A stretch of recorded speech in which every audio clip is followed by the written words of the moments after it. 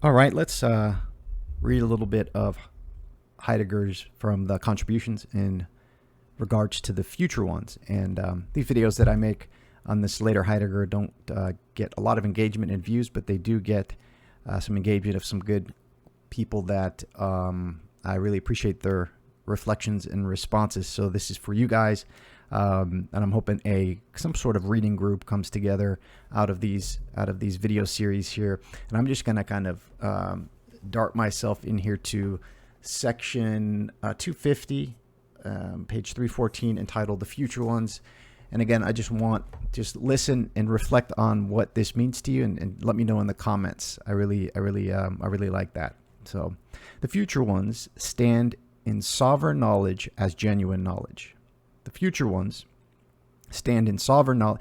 Future one means those that are going to instantiate or inaugurate the event of the new beginning of being with the Y, that are essentially going to engage with being as such and not just being as appearance or being as the general category of beings. This is the kind of real deal with regards to Heidegger. And there's so many resonances with Orthodox theology here. I try not, I'm an Orthodox Christian, but I try not to, conflate Orthodox theology with Heidegger's thinking here, but it's hard not to do. So I try to do it kind of when I can intentionally, and other times I try to just take this text for what it is, and then maybe apply it and put it in relationship to orthodoxy later. So the future ones stand in sovereign knowledge. What is sovereign knowledge?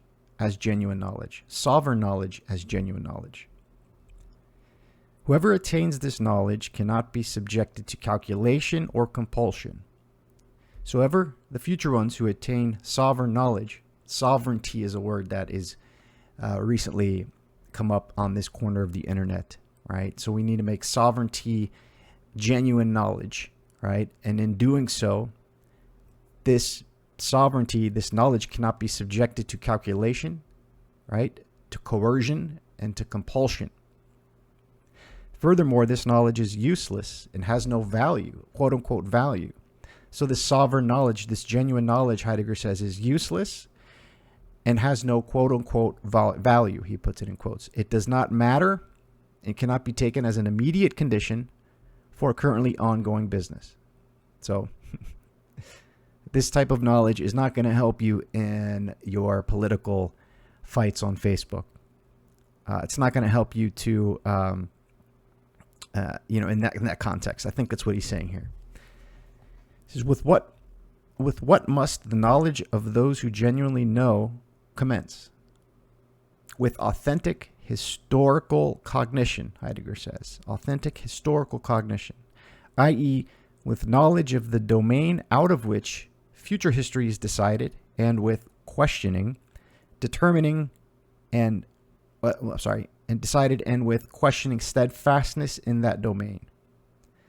So how is this genuine knowledge going to commence? He says through authentic historical cognition, and with knowledge, which is with knowledge of the domain out of which future history is decided, and with steadfastness in that domain. This historical cognition never consists in determining and delineating current incidents in their circumstances and orientations and in their cherished goals and claims. This knowledge knows the hours of the occurrence which first forms history.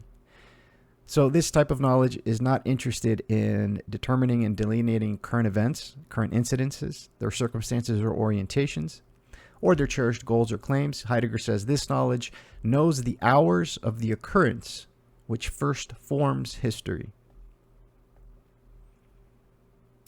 Next, he has this italicized. Our own hour is the era of downgoing. So our era is the era of downgoing. What is downgoing?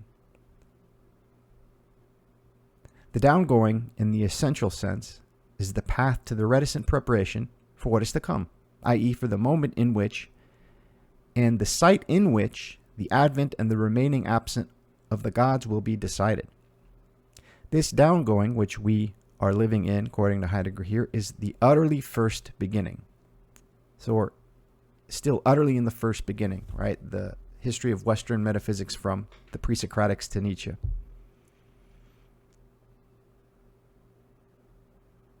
He says, the distorted essence of downgoing, however, takes its own different course and is mere foundering, impasse stoppage under the guises of the gigantic, the massive, the priority of arrangement over what is supposed to fulfill it. So, to me, that's the machine, right? The distorted essence of downgoing, we are in the era of downgoing, which was inaugurated by the initial small era, which grew into this very large era, which brought us to what I would say is the machine. Heidegger says we're living, that this manifestation of this era led to the gigantic, the massive, and the priority of arrangement over what is supposed to fulfill it. Continuing on, the ones who go down, in the essential sense, are those who run beneath what is coming, the futural, and sacrifice themselves to it as its future invisible ground. The steadfast ones who perpetually expose themselves to questioning. These are the ones who go down, that perpetually expose themselves to questioning. Now, I think it's clear he doesn't mean the questioning that we see in debates on social media or just even in academia. There's another type of questioning here that I think he's intimating.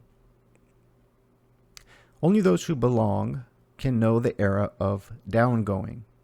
All others must fear the downgoing and thus deny and renounce it, for to them it is sheer weakness and mere ending.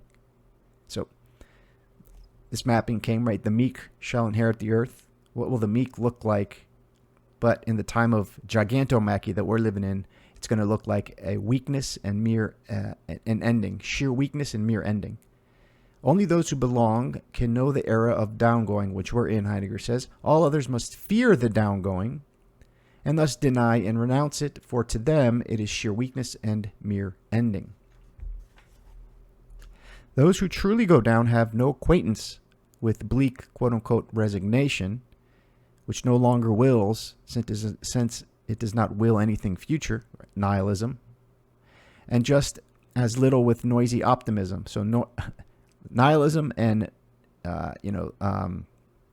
hustle culture, right? Noisy optimism, which despite all the self as assurance, still does not genuinely will, since it blocks itself against willing beyond itself and against attaining itself only in transformation.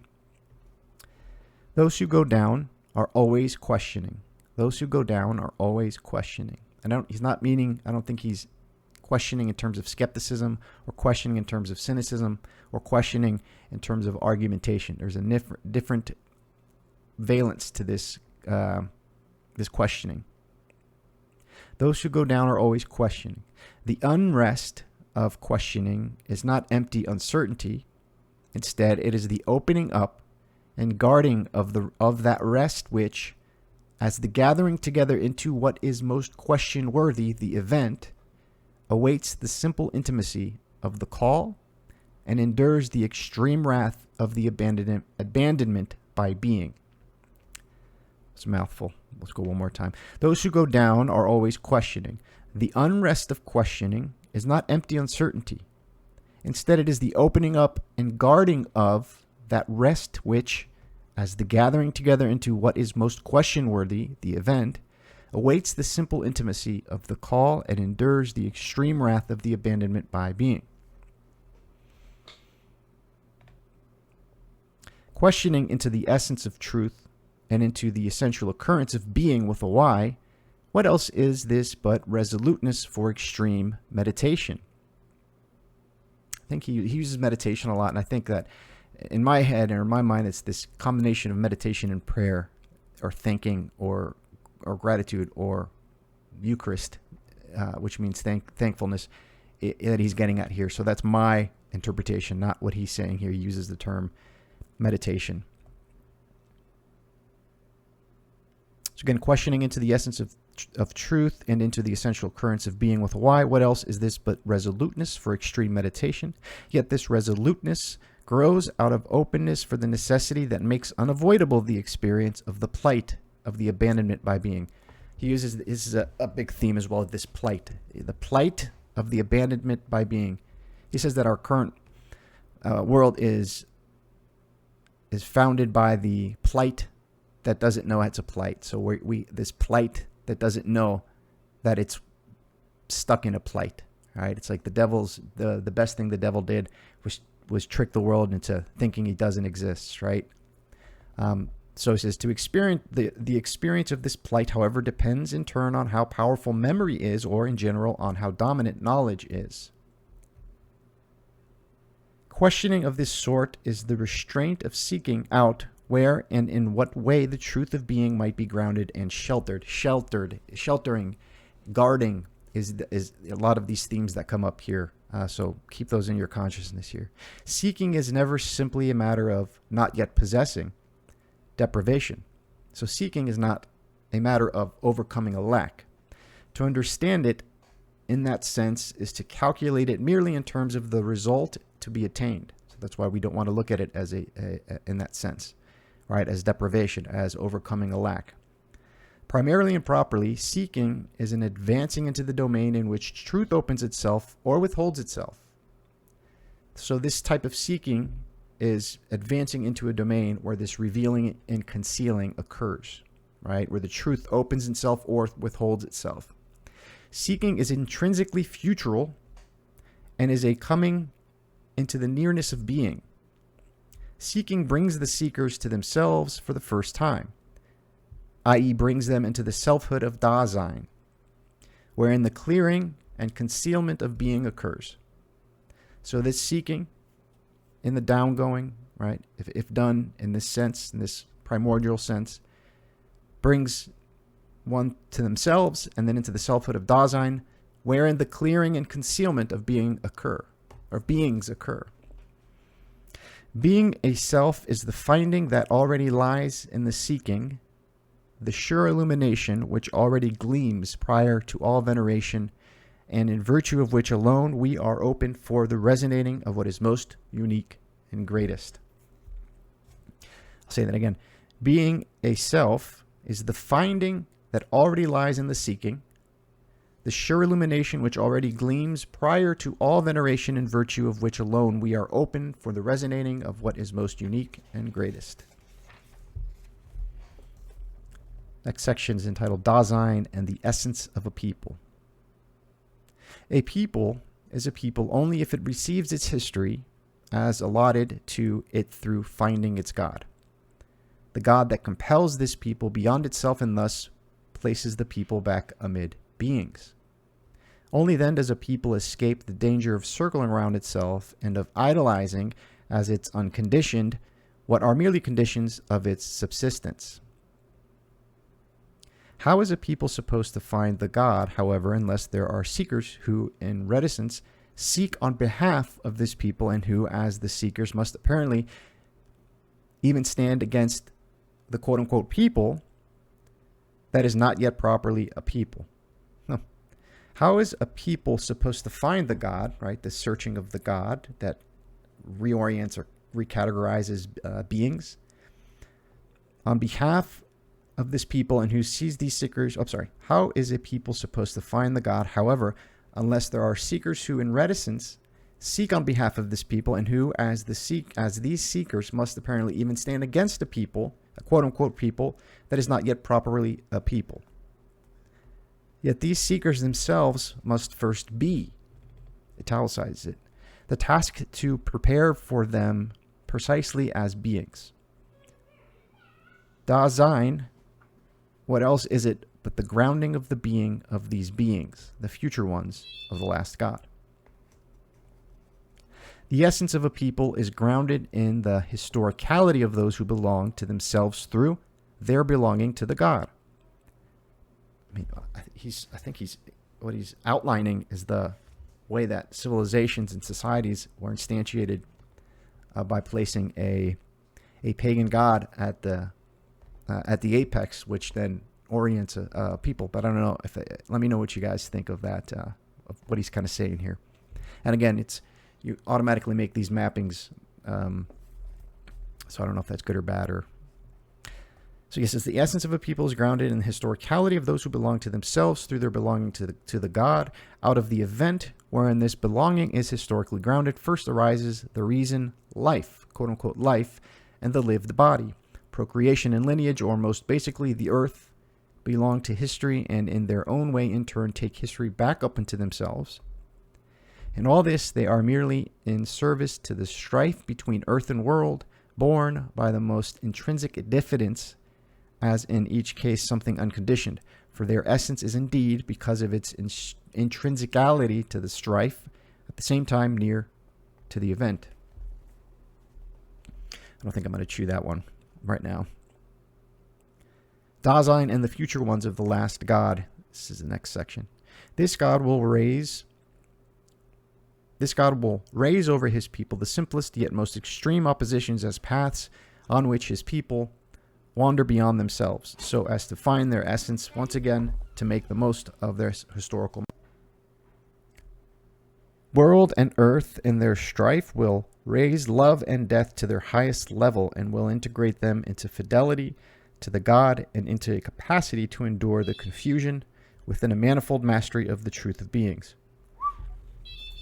World and earth, right? Or world, as we discussed earlier, it means sky, it means worldview, it means life world, right? World and earth in their strife, right? There's this Ura no geomaki that's happening here, right? There is a war between heaven and earth, right? From an apocalyptic literature. He's not saying it, I don't think he means it in that sense here, but he's reflecting that, obviously. World and earth in their strife will raise love and death to their highest level and will integrate them into fidelity to the God and into a capacity to endure the confusion with the manifold mastery of the truth of beings. In the playing out of this strife, the future ones of the last God will reach the event through the strife, and in the broadest retrospect will recollect the greatest created thing as the fulfilled non-repeatability and uniqueness of being. Moreover, the massive will release all the guile of its rage and will wash away everything uncertain and lukewarm, everything that finds consolation only in the past. Will the time of the gods then be over and done, and a relapse into the mere life of world-poor creatures commence?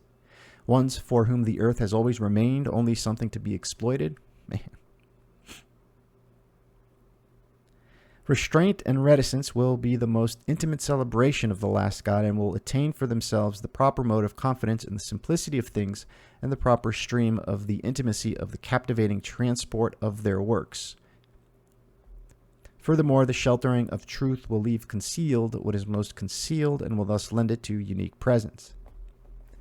Today there are already a few of these future ones. Their surmising and seeking are hardly recognizable to themselves and to their genuine unrest.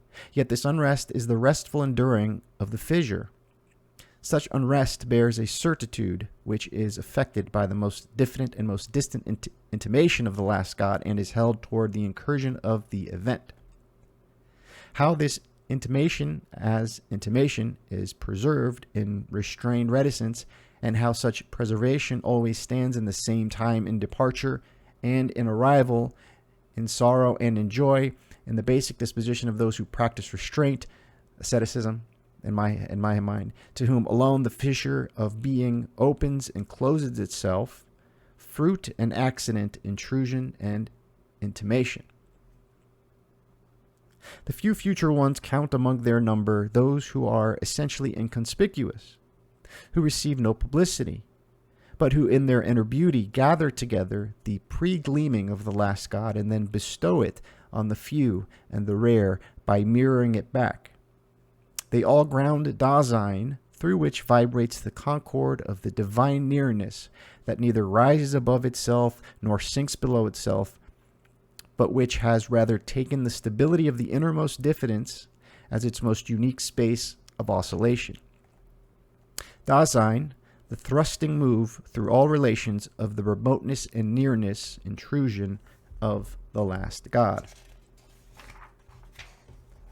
The plethora of mere beings, of non-beings as a whole, and the rarity of being, for which reason the gods are sought within beings.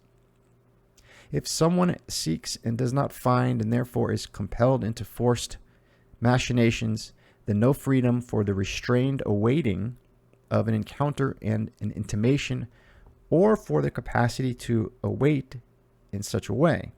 the magnanimity of the dispensation and the vigor of the confidence in the intimation, the emerging wrath of what is frightful. May Dasein be the innermost order out of which the playing out of the strife first takes its law. This playing out of the strife outshines everything, encountering and first allows us to experience the simplicity of the essential. Order is what is simplest and what shows itself, and yet it is liable to be seen falsely as something next to and above appearances, i.e. precisely not seen. The future ones, the ones steadfast in the mood of restraint within grounded Dasein, the only ones approached by being the leap as event, appropriated by the event, and given the power to secure its truth. Halderan approaches the future ones from the farthest away and accordingly in their most futural poet. Halderan is the most futural because he approaches from the longest distance, and in this distance transverses and transforms what is greatest. All right, that is the entire section of the future ones. Let me know what you guys think.